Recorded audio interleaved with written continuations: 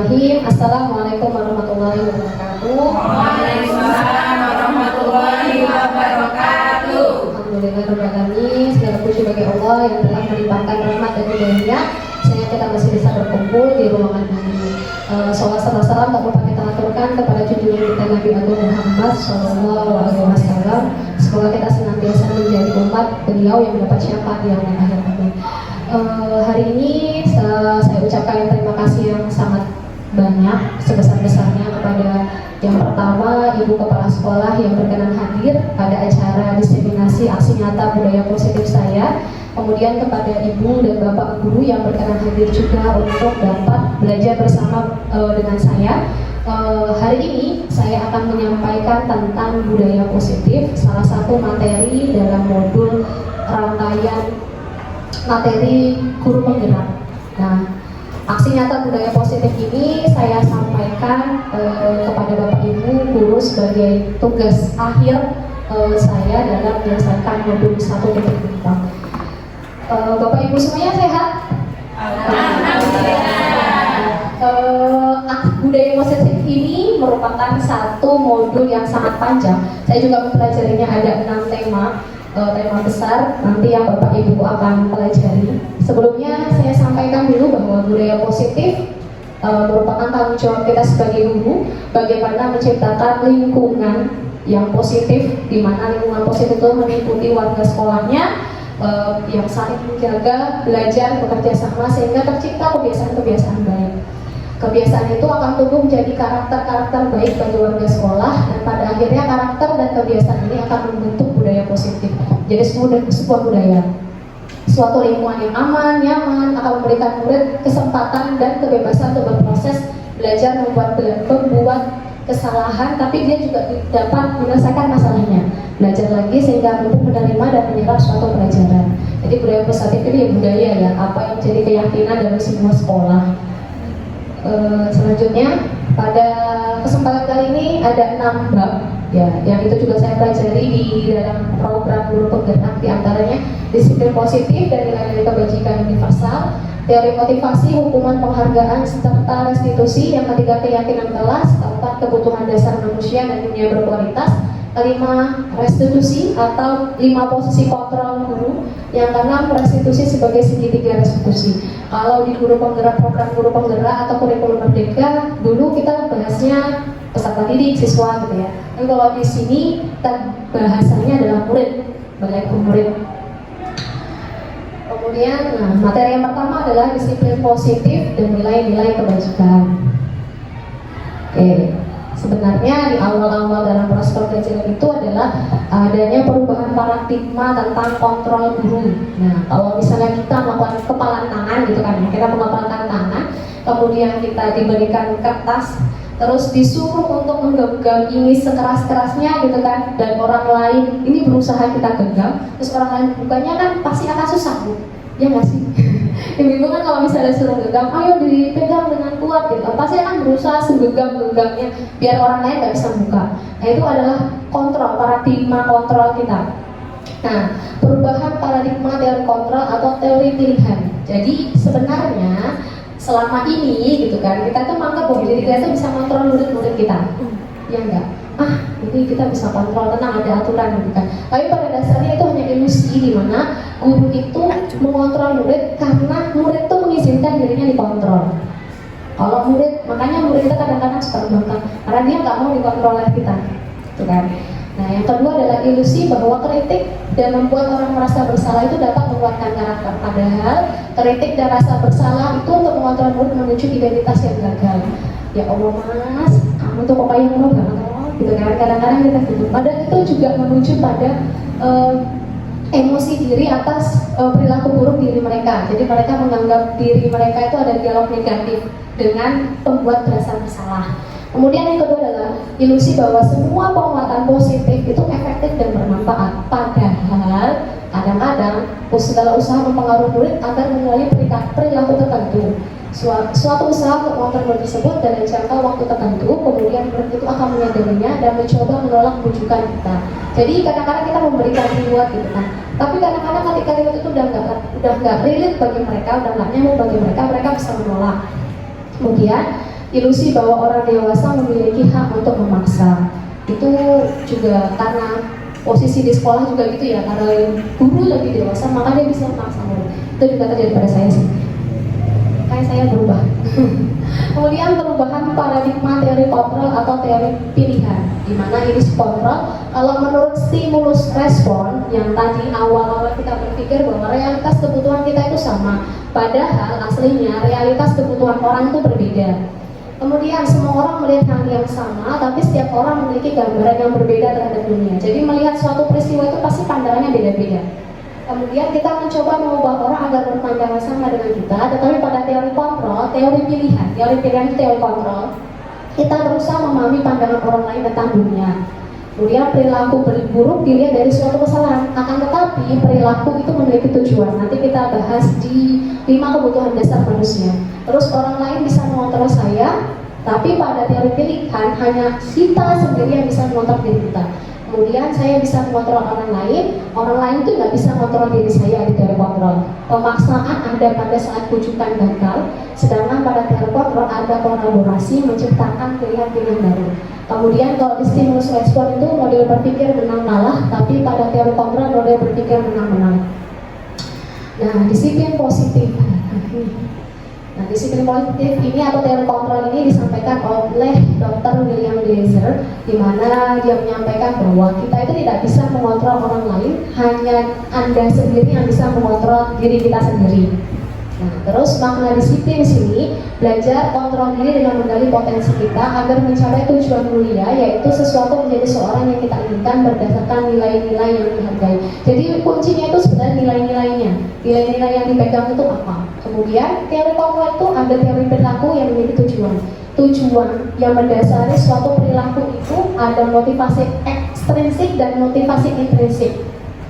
Kalau ekstrinsik itu yang dari luar, menghindari hukuman, mendapatkan imbalan. Ada negatif, ada positif. Tapi kalau intrinsik, menghargai diri sendiri, nilai-nilai kebajikan ada dalam dirinya, nanti akan muncul keyakinan kelas. Kemudian dari teori kontrol nanti akan berpikir menang-menang, ada kolaborasi, sehingga kita bisa paham bahwa ada 5 posisi kontrol guru. Nanti kita sampaikan belajar 5 posisi kontrol guru. Sebenarnya Bapak Ibu semuanya udah paham ya? Kita ulang lagi aja. Jadi kalau teori posisi kontrol nanti yang menghukum dan membuat rasa bersalah itu nanti maksudnya motivasi ekstrinsik menghindari hukuman, sedangkan teman sebagai pemantau nanti maksudnya motivasi intrinsik untuk mendapatkan imbalan, sedangkan manajer yang nantinya pada akhir kita bahas sebagai segitiga restitusi itu untuk menghargai diri sendiri. Kemudian ada realitas kebutuhan kita berbeda, kita memang berusaha memahami bahwa setiap orang di dunia ini pasti ketika melakukan sesuatu itu ada tujuannya. Nah, nanti kita bahas juga tentang 5 kebutuhan dasar manusia yang mendasari perilaku setiap orang. Waalaikumsalam. Nah, balik lagi, menurut teoritis, makna disiplin artinya belajar, makna dari kata berkonsultasi disiplin dari murid-murid Sokrates. Ini teoritis banget ya Bapak Ibu. Disiplin ini membuat orang menggali potensinya menuju sebuah tujuan apa yang dihargai. Namun, budaya kita, makna kata disiplin telah berubah menjadi sesuatu yang dilakukan seorang pada orang lain untuk mendapatkan kepatuhan. Kecenderungan umum adalah menghubungkan kata disiplin dengan ketidaknyamanan, bukan dengan apa yang dihargai atau pencapaian tujuan mulia. Panjang, apa ya? Jadi tujuan disiplin positif adalah menanamkan motivasi pada murid-murid kita untuk menjadi orang yang mereka inginkan dan menghargai diri mereka sendiri. Jadi disiplin positif tidak bergantung pada peraturan saja, tapi pada nilai-nilai. Nah, Bapak Pendidikan Ki Hajar Dewantara menyampaikan, di mana ada kemerdekaan, di situ ada disiplin yang kuat.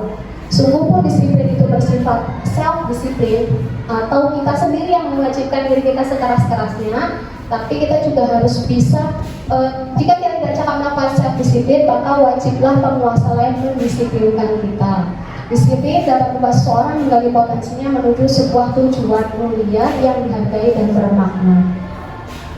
Nilai-nilai kebajikan, nilai-nilai kebajikan adalah sifat positif manusia merupakan tujuan mulia yang ingin dicapai setiap individu. Kalau kita sekarang tujuan dari pendidikan nasional itu adalah menciptakan murid atau anak Indonesia yang sesuai dengan profil pelajar Pancasila. Ada 6 ya Bapak Ibu yang udah UKM. beriman, bertakwa pada Tuhan Yang Maha Esa, berhambia, mandiri, bernalar kritis, berkebinekaan global, bergotong royong, kreatif. Kemudian materi yang kedua adalah teori motivasi, hukuman, dan penghargaan serta restitusi. Teori motivasi perilaku manusia. Motivasi itu ada eksternal, ada juga internal. Tadi sudah saya sampaikan bahwa eksternal adalah menghindari ketidaknyamanan, sedangkan internal menghargai diri sendiri. Eksternal ada dua, menghindari ketidaknyamanan negatif atau mendapatkan imbalan positif. Nah, Bapak Ki Hajar Dewantara menyampaikan bahwa merdeka itu artinya tidak hanya terlepas dari perintah, akan tetapi juga cakap membuat memerintah diri sendiri. Dihukum oleh penghargaan. Nah, sorry ya Bu, di kelas ada penghargaan, saya juga. Bahwa penghargaan itu berlaku sama dengan hukuman, dalam arti meminta atau membujuk seseorang melakukan sesuatu untuk memenuhi suatu tujuan tertentu dari orang yang meminta membujuk. Dengan dorongan eksternalnya akan ada faktor ketergantungan, beberapa dampak dari pemberian penghargaan. Jadi penghargaan itu ada positif, ada negatifnya. Nah, sekarang yang penghargaan, dihukum oleh penghargaan. Menurut Alif Hall menyampaikan bahwa penghargaan maupun hukuman cara-cara mengontrol perilaku seorang yang menghancurkan potensi untuk pembelajaran yang sesungguhnya. Menurut Hall, secara ideal tindakan belajar itu sendiri adalah penghargaan yang sesungguhnya. Nah, pengaruh jangka pendek dan jangka panjang. Kalau misalnya penghargaan pengaruh jangka pendek, yang senang di saat itu juga. Jangka panjangnya mesti akan ada ketergantungan. Kemudian penghargaan itu menghukum. Ya, penghargaan itu menghukum. Ada yang dapat penghargaan, ada yang tidak dapat penghargaan. Yang tidak dapat penghargaan merasa bahwa dirinya yang paling tidak baik, gitu kan. Nah, penghargaan mengurangi ketepatan. Kadang-kadang demi mencapai tujuan materi, gitu. Kadang-kadang pengen saya. Akhirnya ketepatan atau nilai dari proses belajar mereka itu berkurang. Kemudian penghargaan itu tidak efektif. Tidak efektif ketika itu sudah tidak relate lagi dengan zamannya anak-anak. Misalnya hari ini mereka dapat beng-beng, katanya. Itu di kelas 1. Di kelas 6 beng-beng lagi. Nah, itu bisa mereka beli. Jadi nggak efektif lagi bagi mereka. Aku bisa beli sendiri Bu, gitu. Nah, penghargaan itu merusak hubungan. Kadang-kadang penghargaan itu merusak hubungan. Contohnya, Bu, dia dapat penghargaan, dapat beng-beng gara-gara ini kok nggak jujur, gitu. Akhirnya enggak hubungan antara sama anak, gitu kan. Saling kompetisi. Penghargaan menurunkan kualitas, penghargaan mematikan kreativitas, dan penghargaan mengurangi motivasi intrinsik atau nilai-nilai kebajikan itu sendiri. Nah, sekarang coba dijawab ya Bapak Ibu. Mencatat 100 kali dalam buku kalimat, ada 3 ya, hukuman, konsekuensi, sama restitusi. Nah, sekarang kita bahas ini hukuman atau konsekuensi. Nah, Bapak Ibu ada bedanya nggak? Mencatat 100 kali dalam buku kalimat saya tidak akan terlambat lagi karena terlambat ke sekolah, itu hukuman apa konsekuensi? Ayo, hukuman apa konsekuensi? Hukuman, oke, catat ya. Lari mengelilingi lapangan basket 2 kali karena terlambat hadir di sekolah, hukuman atau konsekuensi? Hukuman, oke. Murid diminta push up 15 kali karena tidak menggunakan masker ke sekolah, oke, hukuman. Menggantikan kertas tugas teman yang telah dicoret-coret, konsekuensi. Membersihkan tumpahan air di meja tulis karena tersenggol pada saat belajar, konsekuensi. Murid disuruh mengenakan sepatu seharian di sekolah karena ini untuk tidak mengenakan ya, karena tidak mengenakan sepatu hitam. Jadi dia suruh melepas sepatunya karena nggak pakai sepatu hitam. Menari keliling lapangan basket 2 kali karena terlambat 10 menit untuk pelajaran PJOK. Coba kita lihat. Jadi mencatat 100 kali hukuman, lari keliling lapangan hukuman, murid diminta push up hukuman, menggantikan kertas konsekuensi, tumpuan konsekuensi, hukuman konsekuensi. Kenapa konsekuensi ya? Karena dalam berarti udah ada perjanjian sebelumnya.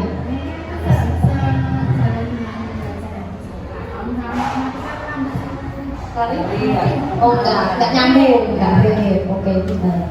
Nah, perbedaan hukuman dan konsekuensi. Hukuman sesuatu yang menyakitkan dan harus terjadi. Tapi kalau konsekuensi sesuatu itu harus terjadi, gitu kan? Terus hukuman itu membuat anak sakit, fisik maupun hatinya untuk jangka waktu yang lama, langsung gitu. Sedangkan konsekuensi membuat anak merasa tidak nyaman dalam jangka waktu tertentu. Mungkin ada kesepakatan sebelumnya gitu kan. Sebenarnya udah tahu nanti dapat apa gitu. Cuma dilakukan aja. Terus yang kedua, anak membenci kedisiplinan. Konsekuensi anak menghargai disiplin. Hukuman itu paksaan, sedangkan konsekuensi ada stimulus, ada tanggapan. Stimulus itu perjanjian itu. Terus kemudian tanggapannya apa, mereka melakukan enggak. Terus hukuman mendorong anak menyakiti diri sendiri.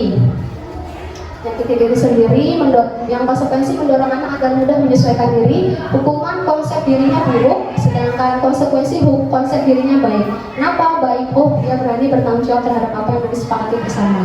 Kalau hukuman konsep diri buruk, oh berarti apa yang aku lakukan selama ini salah terus toh di mata bapak ibu guru toh. Oh aku salah gitu. Nah, anak belajar untuk menyembunyikan kesalahan. Konsekuensi anak belajar untuk mematuhi peraturan. Hukuman itu membuat marah, rasa bersalah, dipermalukan, merasa tak dihargai. Sedangkan konsekuensi itu kehilangan hak, dibuat tidak nyaman, diasingkan untuk sementara atau time out. Nah, identitas gagal, ada identitas sukses, ada hukuman, ada konsekuensi, ada restitusi. Nah, ditambah restitusi. Kalau restitusi itu merupakan pilihan. Anak membuat sendiri keputusan atas kejadian yang dilakukan. Kemudian tadi anak tidak nyaman, sedangkan restitusi menguatkan untuk murid atau anak dalam jangka waktu yang panjang, disadarkan. Kemudian kalau misalnya di hukuman korban mendapatkan keadilan, konsekuensi korban diabaikan, restitusi korban mendapatkan ganti. Terus hukuman murid atau anak akan tersakiti, murid atau anak dibuat tidak nyaman, murid atau anak mendapatkan penguatan. Nah, di bagian akhir, murid atau anak membenci peraturan, murid atau anak menghargai peraturan di konsekuensi, sedangkan di restitusi murid atau anak menghormati dirinya dan orang lain. Apa itu restitusi? Nanti dibahas lagi. Restitusi adalah proses menciptakan kondisi bagi murid untuk memperbaiki kesalahan mereka sehingga mereka bisa kembali pada kelompok mereka dengan karakter yang lebih kuat, belajar dari kesalahan. Nah, sadar. Restitusi juga merupakan proses kolaboratif yang mengajarkan murid untuk mencari solusi untuk masalah mereka dan membantu murid berpikir tentang orang seperti apa yang mereka inginkan, atau tujuan dunia, dan bagaimana mereka harus memperlakukan orang lain. Ciri-ciri restitusi ada 9. Yang pertama adalah bukan menebus kesalahan, tapi belajar dari kesalahan, memperbaiki hubungan, ada tawaran bukan paksaan, menuntun untuk melihat ke dalam diri. Restitusi mencari kebutuhan dasar yang mendasari tindakan. Biasa kayaknya ini udah sering kita lakukan. Kenapa toh, alasannya kenapa gitu kan. Nah, terus yang keenam, restitusi diri adalah cara yang paling baik. Jadi membuat konsep diri itu menjadi baik, bahwa dia menemukan kesalahan dan nilainya harus diperbaikinya apa. Kemudian 7, restitusi fokus pada karakter bukan pada tindakan. Ada nggak perubahannya? Terus yang 8, restitusi fokus pada solusi, bukan pada rasa saat itu juga kan bersalah, tapi solusinya apa. 9, restitusi mengembalikan murid yang berbuat salah pada kelompoknya kelompok di kelas. Yang ketiga adalah materi keyakinan kelas. Nah, mengapa tidak peraturan saja? Mengapa harus keyakinan? Mengapa kita memiliki peraturan harus menggunakan helm bila mengendarai kendaraan roda 2? Mengapa kita memiliki peraturan 3M, menggunakan masker, mencuci tangan, dan menjaga jarak? Mengapa kita memiliki peraturan harus datang tepat waktu pada saat mengikuti pelatihan? Untuk mendukung motivasi intrinsik, kembali ke nilai-nilai atau keyakinan lebih menggerakkan seseorang dibandingkan mengikuti serangkaian peraturan. Jadi keyakinan dulu, nilai, kemudian adalah peraturannya. Ini panjang. Nilai-nilai kebajikan menekankan pada keyakinan seorang untuk lebih memotivasi dirinya dari dalam. Seorang akan lebih tergerak dan bersemangat untuk menjalankan keyakinan daripada sekadar mengikuti serangkaian peraturan. Nah, ini prosedur pembentukan keyakinan sekolah atau kelas. Ini sudah kita lakukan ya Bapak Ibu. Menganalisis, mempersilahkan warga sekolah atau murid untuk curah pendapat, kemudian mencatat semua masukan. Yang ketiga, menyusun keyakinan. Keempat, tinjau kembali daftar curah pendapat. Kelima, tinjau ulang keyakinan. Kemudian setelah keyakinan sekolah selesai dibuat, dipajang di depan kelas. Nah, kegiatan pendalaman atau keyakinan kelas. Nah, ada yang namanya segitiga Y dan T. Ambil Y dan T. Kelihatan nggak Ibu, Bapak?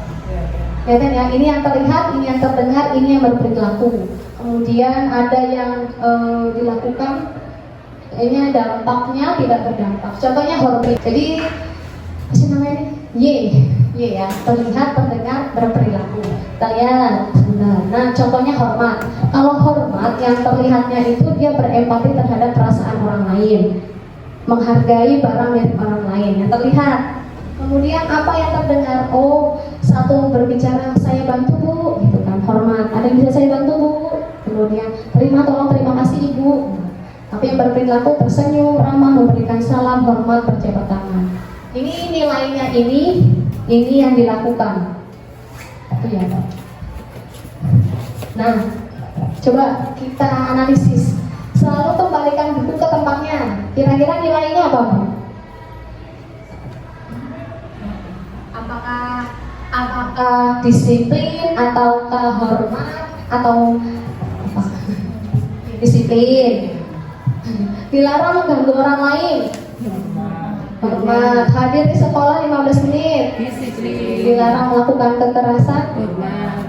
Hormat. Dilarang menggunakan narkoba. Kesehatan. Bergantian atau menunggu giliran. Disiplin. Gunakan masker. Jangan berlari di keras atau koridor. Coba ya kita lihat ya. Nah, tanggung jawab. Kembalikan buku tempatnya, tanggung jawab. Dilarang mengurangi hormat, benar. Hadir juga hormat, komitmen. Dilarang melakukan kekerasan, hormat, keselamatan. Terus dilarang menggunakan narkoba, kesehatan. Bergantian atau menunggu giliran, ada sabar, ada menghormati, menggunakan masker. Jadi disiplin ya bu ya. Ada aturannya ya. Kesehatan, keselamatan, jangan berlari dalam kelas, keselamatan, keamanan. Kan tujuan. Nah, materi keempat, alhamdulillah. Materi keempat, kebutuhan dasar manusia dan dunia yang berkualitas. Nah, kebutuhan dasar manusia. Seluruh tindakan manusia pasti memiliki tujuan tertentu, yaitu memenuhi kebutuhan dasarnya. Menurut Dr. William Blazer, sebenarnya di Islam juga udah ngasih tahu itu sih. Kemudian ada 5 kebutuhan dasar manusia: bertahan hidup, penguasaan, kesenangan, kebebasan, kasih sayang, dan rasa diterima. Jadi 5 kebutuhan dasar manusia. Ketika 5 kebutuhan dasar terpenuhi, maka seorang akan tumbuh dengan bahagia. Sebenarnya jika kebutuhan dasar tidak terpenuhi, maka mereka kemudian emosi tertentu. Perilaku buruk seseorang adalah respon dan tidak terpenuhinya kebutuhan dasar manusia, dan mereka tidak mengetahui cara untuk menyampaikannya. Kadang-kadang anak misalnya senang ngejekin temannya, kebutuhannya itu kesenangan. Senang melihat orang bahagia, senang melihat orang susah. senang dia ngeliat orang dia senang melakukan itu gitu kan. Cuman kan nggak tepat gitu kan. Nah, fungsinya guru itu untuk menuntun gitu. Nah, sangatlah penting memahami kebutuhan dasar setiap murid agar kita mengetahui alasan yang mendasari perilaku yang mereka lakukan. Glaser menyatakan bahwa kapasitas untuk berubah ada dalam diri kita. Jika kita dapat mengidentifikasi kebutuhan apa yang mendorong perilaku kita, maka perubahan perilaku positif dapat dimulai dengan mencari solusi untuk memenuhi kebutuhan tertentu dengan cara yang positif. Oke, saya sampaikan bertahan hidup itu adalah kebutuhan fisiologis, sedangkan 4 ini adalah kebutuhan psikologis. Bertahan hidup, makan, minum, alat-alat tulis dan sebagainya itu adalah kebutuhan fisiologis. Sedangkan penguasaan, dia bisa mengerjakan sesuatu. Ahli. Kesenangan yaitu rasa senang. Kemudian kebebasan, dia bebas menentukan pilihan sikapnya. Kemudian kasih sayang dan rasa diterima. Guru memberikan kasih sayang, guru menerima dia apa adanya. Nah, jadi ini 5 kebutuhan dasar manusia menurut Dr. William Blazer. Gak ada keimanan ya. Kayaknya keimanan itu ada juga kasih sayang dan rasa diterima. Gimana? Kemudian dunia berkualitas, kecil ya bu. Ya, saya baca ini ya. Dunia berkualitas adalah tempat khusus dalam pikiran, tempat menyimpan gambaran representasi dari semua yang kita inginkan, berisi orang-orang atau hal yang terbaik dalam hidup. Dr. William Blazer menyebutkan semacam album foto sehingga isinya tidak akan terlalu banyak, hanya akan terdiri dari beberapa hal saja yang sangat signifikan dalam hidupnya. Orang, tempat, benda, nilai, dan kepercayaan yang penting bagi Anda akan masuk di sana. Untuk masuk ke dunia syaratnya adalah harus terasa sangat baik bagi Anda dan memenuhi setidaknya satu atau lebih kebutuhan dasar dalam menentukan segala sesuatu yang masuk dalam dunia berkualitas. Murid kita juga mempunyai gambaran dunia berkualitas baginya. Tentunya sebagai guru, kita ingin mereka memasukkan hal-hal yang bermakna dan nilai kebajikan yang hakiki ke dalam dunia berkualitas mereka. Guru membangun interaksi yang memberdayakan dan memerdekakan murid. Maka murid akan meletakkan dirinya sendiri sebagai individu yang positif dalam dunia berkualitas karena mereka menghargai nilai-nilai kebajikan. 5. Posisi kontrol. Nah, kita lihat dulu salah satu tayangan YouTube dari YouTube Pendidikan Guru Penggerak. Semoga bisa.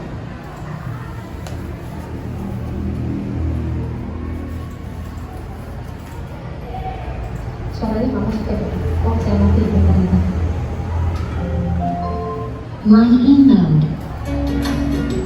Ya, kita saksikan dia, Salam Bu. bahagia Ibu dan Bapak guru hebat. Dalam penerapan disiplin positif restitusi, salah satu program yang dikembangkan adalah 5 posisi kontrol. 5 posisi kontrol dalam restitusi adalah proses perjalanan seorang pendidik agar dapat mengenali dirinya. Pada video kali ini, kita akan membahas tentang 5 posisi kontrol yang dikembangkan oleh Diane Gosser dan contoh penerapannya.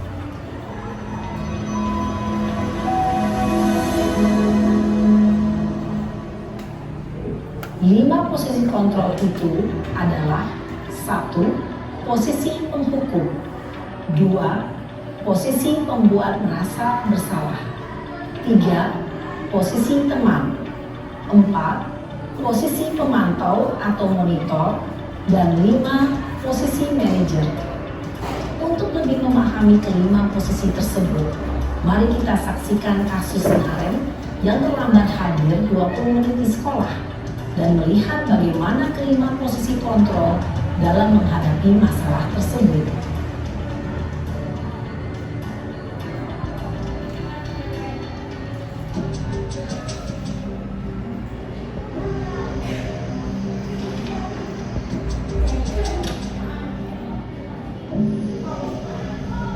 Naren! Sini kamu! Selamat pagi, Bu. Selalu terlambat. Kamu deh, pasti terlambat. Maaf, Bu. Saya Apa? Apa coba? Alasan kamu apa lagi? Kapan sih kamu tidak terlambat? Malas sekali ya kamu jadi anak. saya Dasar pemalas. Gak kapok-kapok sih kamu. Sudah berapa kali terlambat? Sana, kamu keliling lapangan basket 2 kali. kenapa saya harus keliling lapangan basket, Bu? Kenapa? Kamu melawan ibu? Berani-beraninya jawab. Sudah terlambat, masih berani jawab pula. Sekarang, keliling lapangan basket 5 kali sekalian. Biar kapok. Cepat! Pergi sana ke lapangan basket. Posisi penghukum biasanya berbicara dengan nada tinggi, menghardik, menunjuk-nunjuk, menyakiti, dan menyindir. Hukuman bisa berupa fisik maupun psikis. Ibu dan Bapak guru hebat, dampak yang terjadi pada murid ketika guru berada pada posisi penghukum adalah murid cenderung akan memberontak, bahkan menyimpan dendam.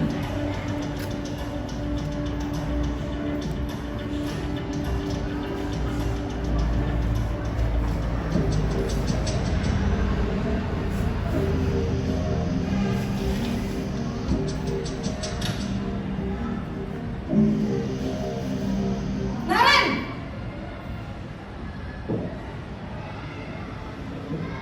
Selamat pagi, Bu. Naren. Kamu kenapa terlambat lagi, nak?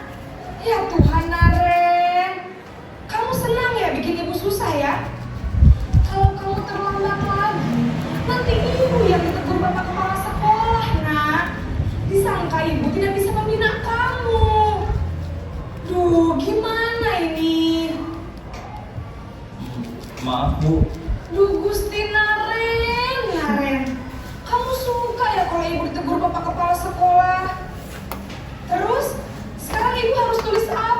buku absen.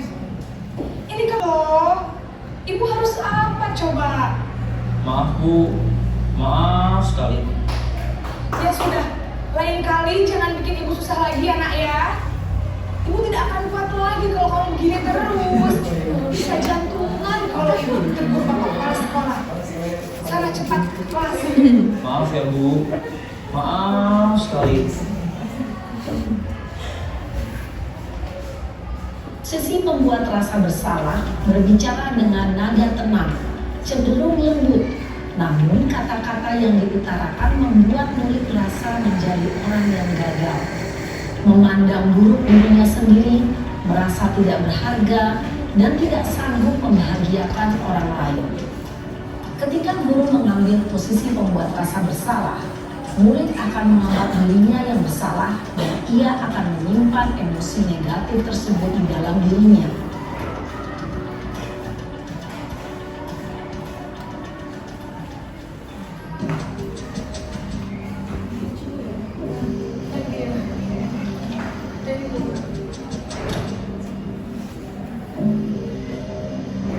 Naren!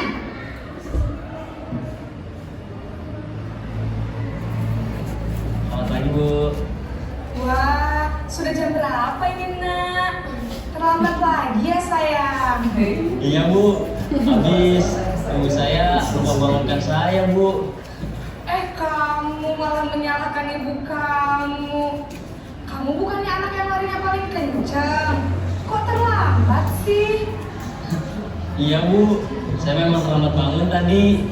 Jadi biarpun saya lari kencang, tetap gak kekejar Bu.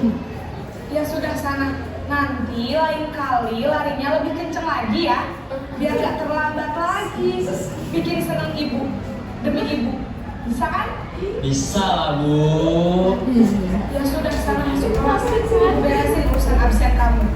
Kamu ini ada-ada saja.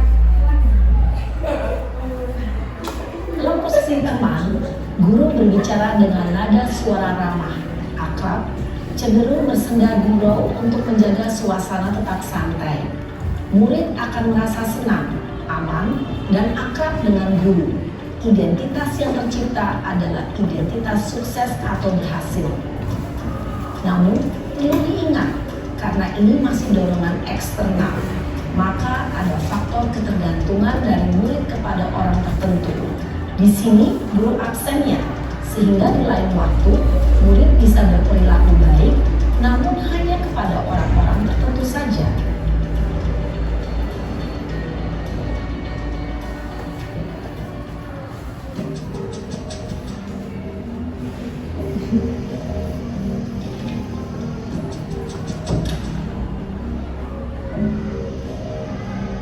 Naren!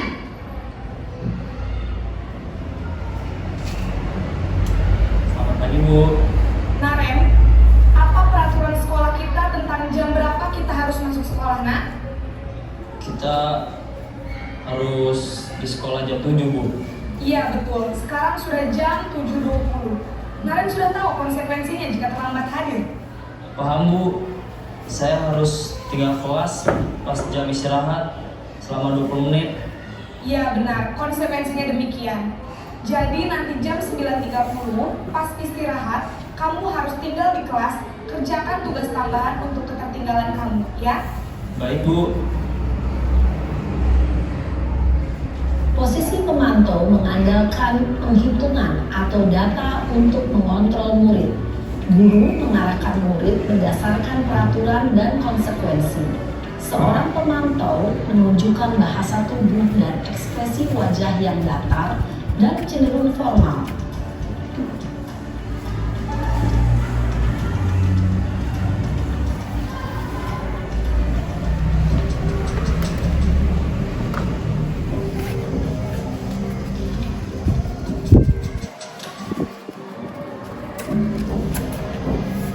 Naren!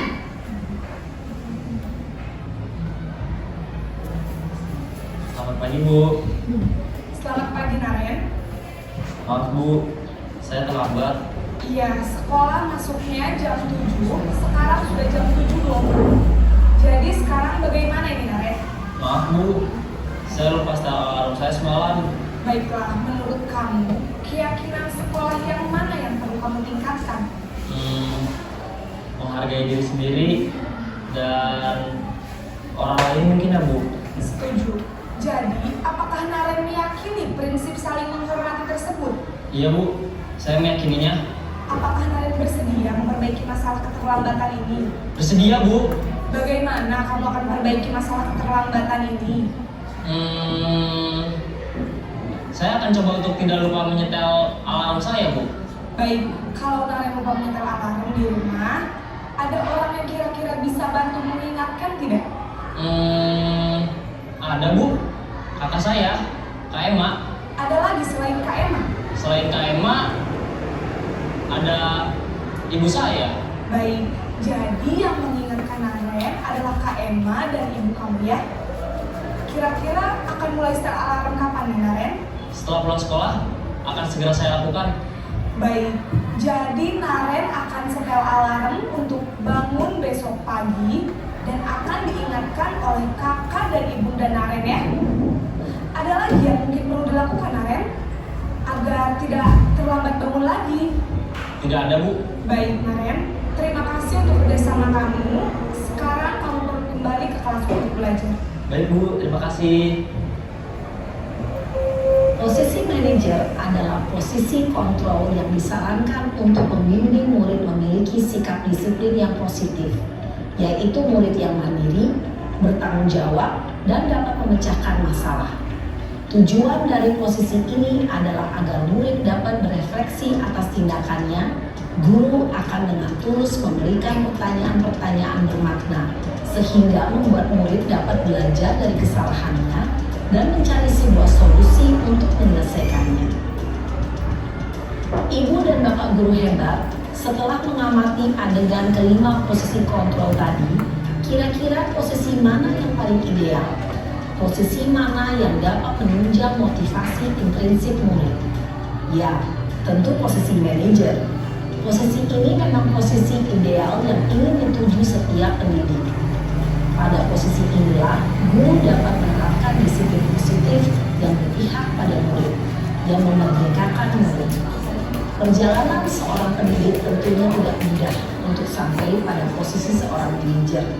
Namun, tujuan kita pasti, yaitu menciptakan murid-murid yang mandiri, merdeka, dan bertanggung jawab. Semoga penggambaran 5 posisi kontrol yang telah diperlihatkan ini dapat menjadi ajang refleksi bagi kita semua, agar dapat terus mengasah dan menerapkan disiplin positif yang memerdekakan murid. Mari terus berlatih dan bersemangat. Selamat menerapkan. Salam dan bahagia, Ibu dan Bapak guru hebat. Salam bahagia. Jadi tadi ada di posisi mana ya Bu Bapak kira-kira? Saya dulu ada di posisi penghukum pernah.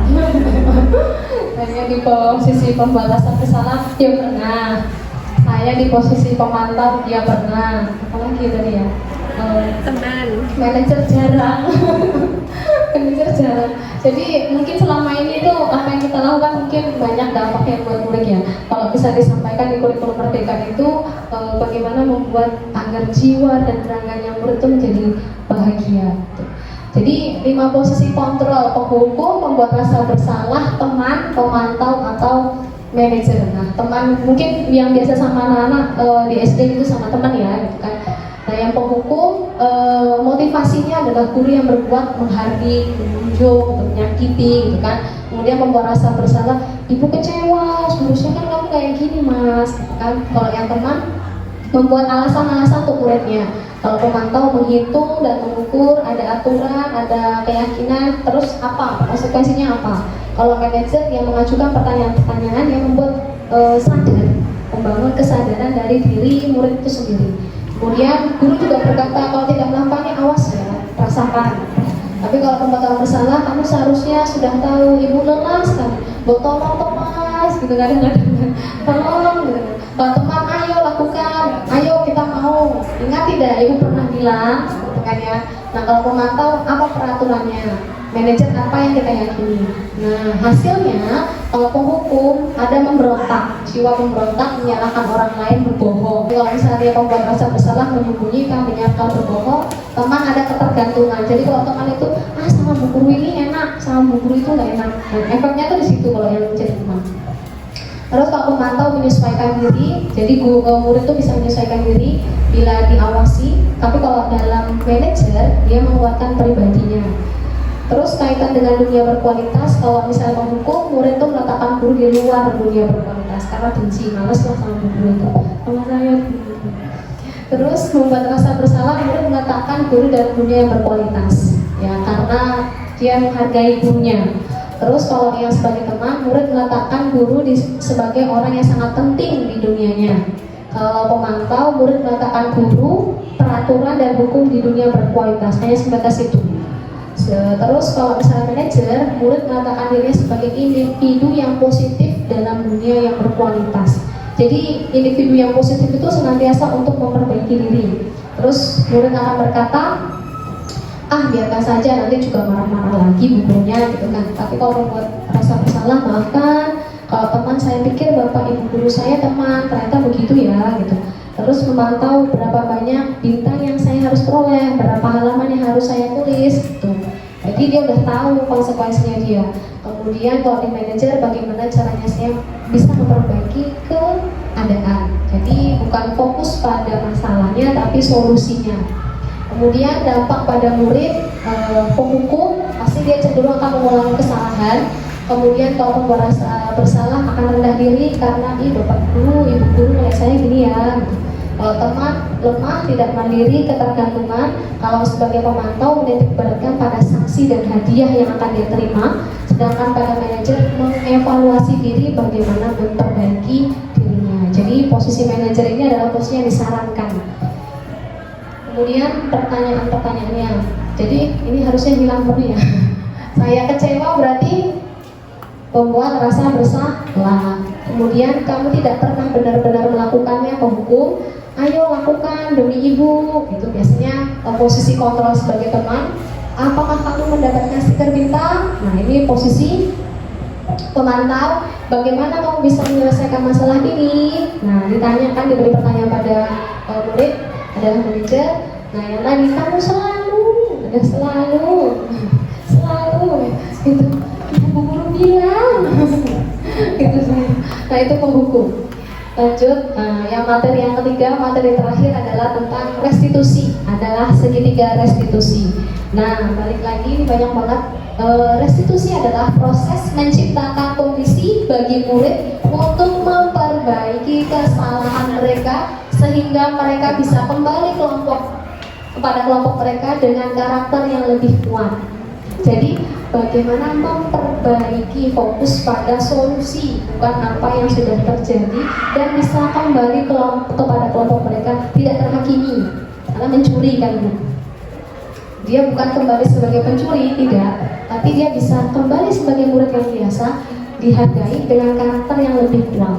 Kemudian restitusi juga adalah proses kolaboratif yang mengajarkan murid untuk mencari solusi untuk masalah dan membantu murid berpikir tentang seperti apa yang mereka inginkan dan bagaimana mereka harus memperlakukan orang lain.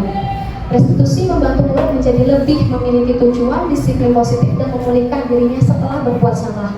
Jadi anak-anak yang berbuat salah itu sebenarnya dalam dirinya juga ada makna, gitu kan? Ada juga bolong, diingatkan itu, ya. Terus penekanannya bukan pada bagaimana berperilaku untuk menyenangkan orang lain, menghindari ketidaknyamanan, namun tujuannya adalah menjadi orang yang menghargai nilai-nilai yang mereka percaya. Sebelumnya kita telah belajar tentang teori kontrol bahwa pada dasarnya kita memiliki motivasi intrinsik. Motivasi ada dua, motivasi ekstrinsik dan motivasi intrinsik. Ekstrinsik dari luar, hukuman, penghargaan, sedangkan intrinsik adalah kesadaran akan nilai itu. Melalui restitusi, ketika murid berbuat salah, guru akan menanggapi dengan cara yang memungkinkan murid membuat evaluasi internal tentang apa yang mereka lakukan dan memperbaiki kesalahan mereka sehingga mendapatkan kembali harga dirinya. Restitusi menguntungkan korban, tetapi itu juga menguntungkan orang yang telah berbuat salah. Ini sesuai dengan prinsip dan teori kontrol William Blazer tentang solusi benang-benang. Ada peluang luar biasa bagi murid untuk bertumbuh ketika mereka melakukan kesalahan. Bukan pada hakikatnya begitulah cara kita belajar dari kesalahan. Belajar dari kesalahan. Murid perlu bertanggung jawab atas perilaku yang mereka pilih, namun mereka juga dapat memilih untuk belajar dari pengalaman dan membuat pilihan yang lebih baik di waktu yang akan datang. Ketika guru memecahkan masalah perilaku mereka, murid akan kehilangan kesempatan untuk mempelajari keterampilan yang berharga untuk hidup mereka. Jadi kadang-kadang kalau misalnya kita buat, nanti kamu habis ini ya, tapi memang waktunya lama Bu, segitiga restitusi itu lama. Maksudnya itu ada jeda gitu loh, ada jeda, nggak bisa selesai saat itu juga. Gitu ya. Jadi ketika guru memecahkan masalah perilaku mereka, misalnya murid mencuri, terus kita langsung kasih solusi gitu kan ya, kembalikan uangnya. Nah, itu akan menghilangkan kesempatan untuk mempelajari keterampilan yang berharga untuk hidup mereka. Jadi dalam bayangan mereka itu hanya ada satu itu doang solusinya. Gitu. Jadi padahal mereka punya banyak pikiran, gitu, punya banyak cara. Nah, ini adalah segitiga restitusi. Yang pertama adalah menstabilkan identitas, kemudian memvalidasi kebutuhan, selanjutnya adalah menanyakan keyakinan. Menstabilkan identitas ini adalah bahwa setiap orang pasti melakukan kesalahan. Penerimaan. Jadi identitas anak yang awalnya dia tuh tertuduh gitu, akhirnya setelah kita panggil, dia menyadari bahwa setiap orang itu berbuat kesalahan. Ibu juga bisa berbuat kesalahan gitu. Kemudian kamu bukan satu-satunya yang pernah melakukan ini. Jadi emosi anak itu stabil, gitu kan? Stabil, mau berbicara dengan kita mulai terbuka. Kemudian validasi kebutuhan. Kamu tentu punya alasan. Tadi balik lagi 5 kebutuhan dasar manusia. Tujuan seseorang melakukan sesuatu pasti ada kebutuhannya yang tidak terpenuhi. Kemudian, adakah cara yang lebih efektif untuk mendapatkan apa yang kamu butuhkan? Karena kata Ki Hajar Dewantara, guru itu adalah menuntun, gitu kan, menuntun. Caranya efektif apa yang harus anak itu lakukan. Kemudian adalah menanyakan keyakinan. Nilai-nilai apa yang telah kita sepakati? Kamu benar nggak? Kamu seperti ini sebenarnya menurut kamu benar atau tidak? Nah, terus kamu ingin menjadi orang yang seperti apa? Apakah kamu ingin berbuat kesalahan itu terus? Itu segitiga restitusi. Jadi ada 3. Yang pertama menstabilkan identitas, validasi kebutuhan, menanyakan keyakinan. Contoh lagi ya Bu, kita saksikan dulu. Nanti di sini ada tentang proses segitiga restitusi.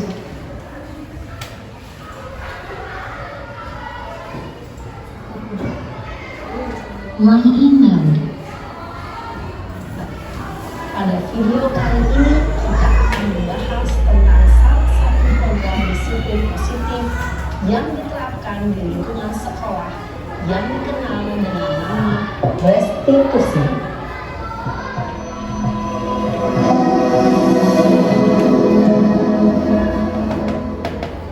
Restitusi dikembangkan oleh pakar pendidikan Diane Gosson, berlandaskan pada teori kontrol Dr. William Glasser. Segitiga restitusi adalah suatu proses dialog yang dijalankan oleh guru atau orang tua agar dapat menghasilkan murid yang mandiri dan bertanggung jawab. Pada saat guru di posisi manajer, aspek yang dikembangkan pada murid adalah motivasi intrinsik, sehingga penanaman nilai-nilai kebajikan dapat tumbuh dan berkembang menjadi suatu kebiasaan positif yang akhirnya membentuk karakter murid. Proses dialog ini terdiri dari 3 langkah yang digambarkan pada ketiga sisi pada akan ditunjukkan bagaimana seorang guru berada dalam posisi manajer menggunakan penerapan segitiga restitusi.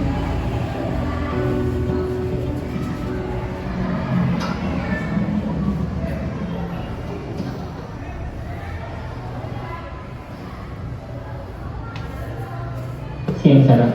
Siapa? Sudah lama nggak ketemu Sarah. Kenapa hari ini ada di sini? Kesel Pak, kesel banget. Masa aku dikatain tukang fitnah Pak? Ya aku marah lah. Aku dikatain Eka di depan kelas. Kesel banget. Oh begitu. Ya pasti kamu marah dan kesal. Bapak juga akan marah apabila ada yang menuduh Bapak seperti itu. Kemudian pada saat itu kamu mau melakukan apa? Ya saya langsung ngatain Eka lah Pak. Kesel banget. Saya bentak-bentak dia depan teman-teman lain. Oh begitu. Pasti kamu melakukan seperti itu karena suatu alasan tertentu kan? Iyalah, masa saya diam saja Pak? Ya saya bela diri lah. Masa saya dituduh tukang fitnah? Ya wajar lah. Mempertahankan harga diri itu sesuatu yang penting. Untung kamu tidak bertindak lebih gegabah lagi, hanya membentak-bentak. Iya Pak. Untung saya masih bersabar dan hanya meminta saja. Sudah gemes padahal, saya pasti bela diri lah. Ya, pasti ya. Tapi kamu memilih untuk tetap bertahan dan bersabar. Kamu memilih untuk tidak berbuat lebih parah lagi kan? Iya. Nah, sekarang coba kita lihat lagi tindakan kamu yang bentak-bentak Eka di kelas. Tindakan kamu itu kira-kira sesuai dengan keyakinan kelas atau prinsip kamu tidak? Enggak lah Pak. Capek Pak jadi pemarah. Jadi keyakinan atau prinsip mana yang kurang sesuai dengan keinginan kamu? Ya, saya sebenarnya sangat menghargai orang lain. Mungkin saat itu saya menjadi emosi, jadi tidak menunjukkan sikap itu. Kamu meyakini tidak? Menghargai orang lain itu penting buat kamu. Yakinlah Pak. Iya, setuju. Kita harus saling menghargai. Namun, ada juga keyakinan yang kita sepakati yang perlu kita jalankan apabila kita sedang marah. Ya, saya bisa proaktif, mulai dengan diri sendiri. Saya bisa jadi lebih bersabar, mengambil waktu jeda untuk berpikir mau apa selanjutnya. Kira-kira kamu bersedia memperbaiki masalah ini tidak? Bersedia Pak. Kalau kamu memperbaiki masalah ini, kamu akan menjadi orang seperti apa? Saya akan menjadi orang yang bertanggung jawab kali ya Pak. Dan senantiasa proaktif. Iya, menurut kamu bagaimana rasanya menjadi orang seperti itu? Ya nyaman lah, bangga bisa bersabar dan menahan diri. Baiklah kalau begitu. Yuk kita pikirkan bagaimana memperbaiki masalah ini.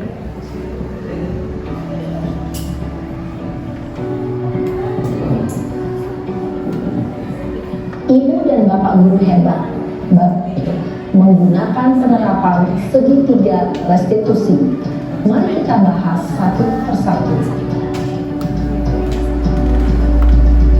Pada sisi pertama, menstabilkan identitas berdasarkan pada prinsip bahwa membuat kesalahan adalah bagian dari proses pembelajaran. Sisi pertama dari segitiga ini berperan menggeser identitas murid dari identitas gagal ke identitas sukses. Murid yang sedang bertingkah laku yang tidak pantas atau menarik diri saat itu sedang mengalami identitas gagal. Bila kita mengkritiknya, maka posisinya tidak akan berubah. Kita bisa mengajukan pernyataan-pernyataan ini. 1. Membuat kesalahan sesuatu yang wajar. 2. Manusia tidak ada yang sempurna. 3. Kita bisa memperbaiki masalah ini. 4. Saya tidak menanyakan kesalahannya.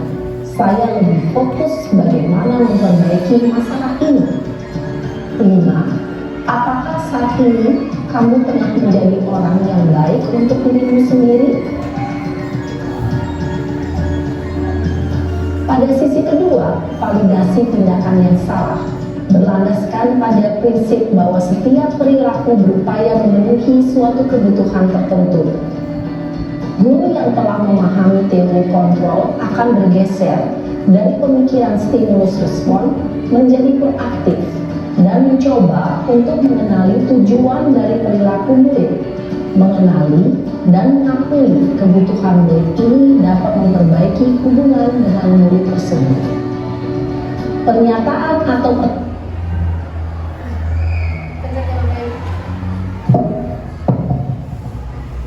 Saya lanjutkan sedikit ya Bu.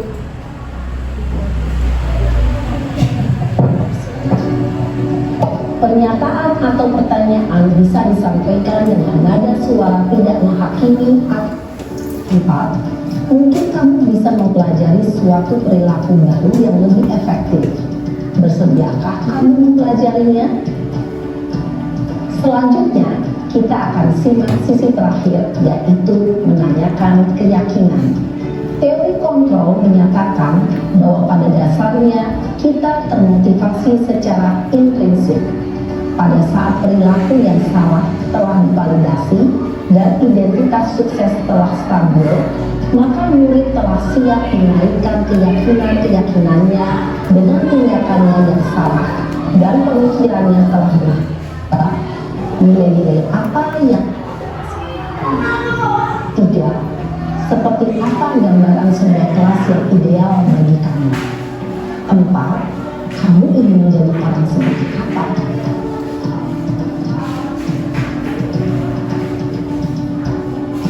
Dalam menerapkan segitiga restitusi, perlu diperhatikan beberapa hal, yaitu 1. Perilaku yang salah perlu dikaitkan dengan nilai-nilai atau keyakinan-keyakinan yang telah disepakati atau dituju.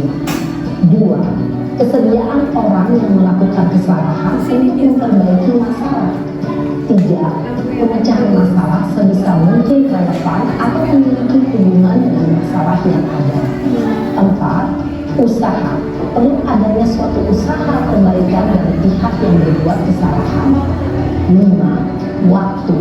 Perlu didedikasikan waktu dari pihak yang berbuat kesalahan. Tanyakan kapan akan mulai dilakukan usaha untuk memperbaiki masalah. Dengan memahami struktur penerapan segitiga restitusi, diharapkan guru dapat menerapkan posisinya sebagai manajer dengan mengajukan pertanyaan-pertanyaan bermakna yang dapat membuat murid menjadi lebih percaya diri, bertanggung jawab, dan mandiri. Nah, Ibu Bapak Guru perlu tidaknya mengikuti ketiga tahapan dalam segitiga restitusi bergantung pada ringan beratnya suatu permasalahan. Misalnya, bila permasalahan tersebut ringan, maka tidak perlu dijalankan secara berurutan. Bahkan bisa semudah menanyakan apa keyakinan yang kita sepakati.